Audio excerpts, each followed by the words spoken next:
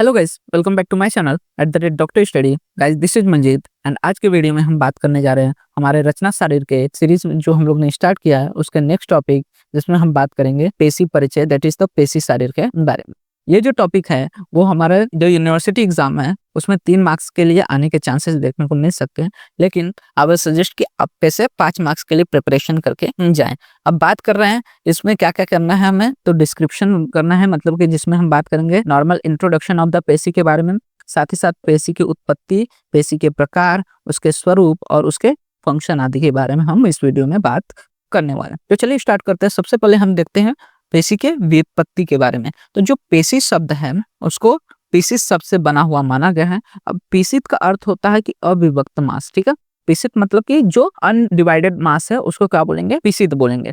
लेकिन वहीं पे जो पेशी है उसका मतलब होता है विभक्त मास, मतलब कि मास खंड। जब वही मास क्या होता है डिफरेंट डिफरेंट पार्ट्स में विभक्त हो जाता है, बट जाता है, तो उसे पेशी कहते हैं। उत्पत्ति की बात करें कि किस तरह से इसकी उत्पत्ति मानी गई है, तो बोला क्या है कि जब वायु क्या करते हैं मास में प्रवेश करती है तो उसका विभाजन कर पेशियों में उत्पत्ति करती है, ठीक है। जब वायु मास में जाएगी, मास को क्या करेगी, विभाजित कर देंगे, डिफरेंट डिफरेंट पार्ट्स में बांट देगी, और उसके वजह से जो निर्माण होता है उसी को हम लोग क्या कहते हैं, पेशी कहते हैं। व्याख्या की अगर हम इसके बात करें कि क्या बोलेंगे, इसको व्याख्या में परिभाषित किस तरह से करेंगे, तो मासा अवयव संघातः परस्पर विभक्त पेशी इति उच्यते। क्या बोला गया है, मासा अवयव संघात, जो मास के संघात हैं उनको परस्पर विभक्त कर देने को ही पेशी कहा जाता है। मतलब कि एक दूसरे से विभक्त मास अवयव संघात ही क्या कहलाते हैं, पेशी कहलाते हैं। ये किसने बोला है, डर्नर ने।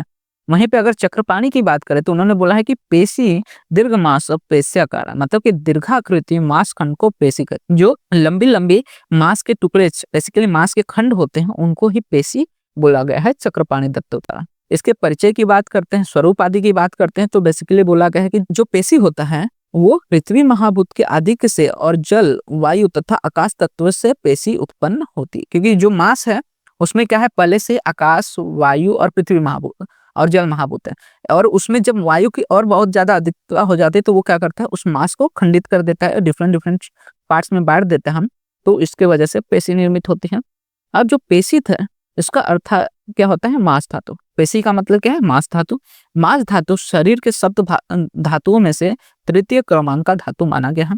ये जो है मातृजव है, क्योंकि मास कैसा है, मृदु अव्यय होने के कारण इसे कैसा माना गया है, मातृज माना गया है। मास यहाँ पे कफ का स्थान माना गया है, ठीक है। मास का स्थान किसका माना गया है, कफ का। कफ दोष जो है वो मास में आश्रित रहता है। अब पेशी का अर्थ क्या बोला गया है, मांस का टुकड़ा, जो कि हम लोग ने ऊपर भी देखा, और इसीलिए पेशी भी किसका स्थान है, कफ का स्थान माना जा सकता है आश्रय आश्रय भाव द्वारा। अब बात करते हैं इसके संख्या के बारे में कि पेशी कितने, शरीर में कितनी संख्या है इसकी। तो शरीर में कुल 500 पेशियां बताई गई हैं, जिसमें से शाखा में ही सिर्फ 400 रहती है, मतलब कि हर एक शाखा में 100 पेशी है। इस तरह से चारों शाखा मिला के 400 पेशी देखने को मिलती है। उसी तरह मध्य शरीर, दैट इज जो ट्रंक है, वहां पे 66 और ग्रीवा और सिर में 34। तो इस तरह से टोटल पेशी की संख्या 500 बतलाई गई है हमारे शरीर में। अब बात करते हैं पुरुषों की अपेक्षा जो स्त्री हो उसमें 20 पेशी और अधिक बताई गई है। मतलब कि पुरुष में कितने 500 बताए गए हैं, लेकिन स्त्रियों में 520 पेशी की संख्या बताई गई। इसमें से बोला गया कि जो प्रत्येक स्तन है उसमें 5-5 मिलाकर टोटल 10, मतलब कि 2 स्तन है, हर एक स्तन में 5-5 पेशियां और हैं, तो इसके वजह से 10 पेशी यहीं पे अधिक हो गए। फिर अपत्य मार्ग में, मतलब कि जो बर्थ कैनाल होता है वहां पे 4 मानी गई है, और जो गर्भाशय की पेशी है उसमें 3 मानी गई है, दैट इज द यूट्रस में, और जो शुक्र आर्तव प्रसव स्थान है वहां पे 3। तो इस तरह से टोटल 20 और जो है अधिक मानी गई है पेशियां, किसमें, स्त्रियों में। तो स्त्रियों में अगर एमसीक्यू आ रहा है कितनी पेशी होते हैं, तो 520 लिखना है, और अगर पुरुष में आ रहा है तो 500। प्रकार की बात करें तो बेसिकली सबसे पहले ऐच्छिक पेशी या फिर परतंत्र पेशी, मतलब कि जो वॉलेंटरी मसल्स होते हैं। हम लोग ने जो मसल्स देखे हैं जैसे कि स्केलेटल मसल होते हैं, स्मूथ मसल्स होते हैं, कार्डियक मसल, सेम यहाँ पे भी वही देखने को मिलेगा कि तीनों प्रकार होते हैं, जैसे कि वॉलेंटरी मसल हो गए, इनवॉलेंटरी मसल, कार्डियक मसल। तो जो वॉलेंटरी मसल होते हैं उसको ऐच्छिक पेशी या फिर परतंत्र पेशी बोलते हैं। अब ऐच्छिक क्यों बोल रहे हैं, क्योंकि ये इच्छा के अनुसार काम करती है, ठीक है। इसी कारण से इसको क्या बोल रहे हैं, ऐच्छिक पेशी बोल रहे हैं। अब बोला गया ये स्थान इनका स्थान विशेष क्या है, तो ये बेसिकली ऊर्ध्व तथा अधो शाखा में दिखाई देती हैं। जहां पे भी हम वॉलेंट्री एक्शन कैरी कर सकते हैं उस जगह पे क्या देखेंगे, हमें ऐच्छिक पेशी या फिर वॉलेंट्री मसल देखने को मिलेंगे। इसके पर्यायी नाम की बात करें तो बेसिकली इसे कंकाल पेशी भी कहते हैं। कंकाल पेशी मतलब इसने बोला है इनमें कम से कम एक अग्र अस्थि से चिपका हुआ होता है, अतः इसे कंकाल पेशी कहते हैं। क्योंकि कंकाल पेशी क्या होता है, स्केलेटल मसल। स्केलेटल मसल क्यों बोलते हैं, क्योंकि ये क्या होता है, स्केलेटल के साथ रहती है, मतलब हमारे बोन के साथ जुड़ी हुई रहने के कारण इसे कंकाल पेशी या फिर स्केलेटल मसल कहते हैं। दूसरा पर्याय नाम इसको पट्टिट पेशी भी कहते हैं।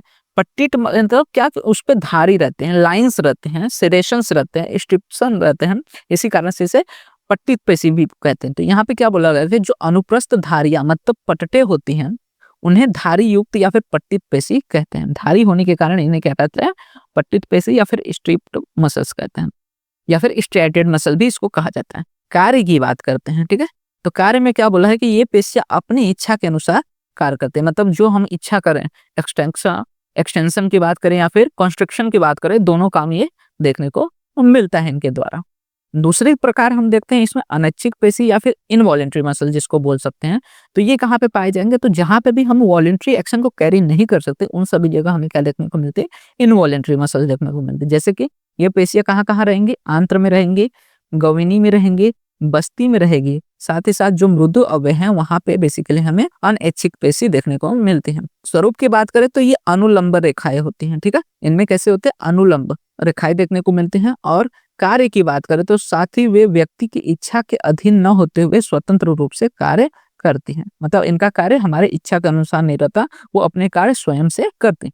और थर्ड हमें मसल देखने को मिलता है, that is the cardiac muscle या फिर हार्दिक पेशी। ये कहाँ पे पाए जाएंगे, ऑफ कोर्स हार्दिक बोला है तो ये हृदय में पाई जाती हैं। और इनका स्वरूप कैसा है, ये भी अनैच्छिक होती है और इन पर अनुप्रस्थ धारियां होती है, ठीक है। तो दो पे धारी देखने को मिलती है, कौन कौन से, striated muscle that is the ऐच्छिक पेशी जो थी, और हार्दिक पेशी। अनैच्छिक पेशी पे हमें धारियां देखने को नहीं मिलती, इसी कारण से उसको स्मूथ मसल भी कहा जाता है। अब पेशी के कार्य की बात करते हैं। तो पेशी के कार्य में बेसिकली 2-3 कार्य बताए गए कि सामान्य कर्म में बेसिकली क्या करते हैं कि शरीर के शिरा, स्नायु, जो अस्थि पर्व हैं, संधि आदि अंग पेशियों से आच्छादित होते हैं और इसी कारणवश मजबूत होते हैं, ठीक है। ये क्या करते हैं, आच्छादित करने का काम करती है, इसके कारण संधि आदि को मजबूत करती है।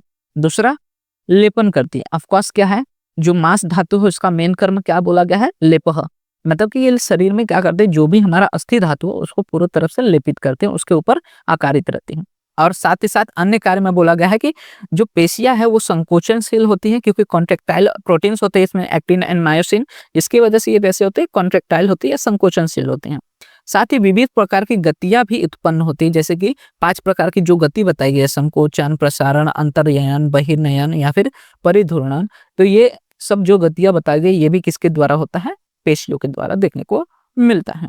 आगे हम बात करते हैं पेशी के पोषण की, कि पेशी का पोषण किस तरह से होता है। तो पेशियों में जो फैले हुए शिरा धमनी हैं उनके जाल की सहायता से लसिका के द्वारा पेशियों में पोषण होता है, ठीक है। यहाँ पे ब्लड वेसल नहीं बोला गया है, किसके द्वारा बोला है, लसिका द्वारा। मतलब कि यहाँ पे जो लिम्फेटिक वेसल्स होती हैं वो क्या करती हैं, जो भी न्यूट्रिएंट्स हैं पेशियों तक, मतलब कि मांस तक पहुंचाने का काम करती हैं। तो ये सारी चीजें हमें देखने को मिलती है विद इन द पेशी। तो पेशी में हम लोग ने क्या देखा कि पेशी शब्द से बना है, और पेशी का मतलब मांस होता है, और वहीं पे पेशी बोल दिया तो मांस के टुकड़े बोलते हैं।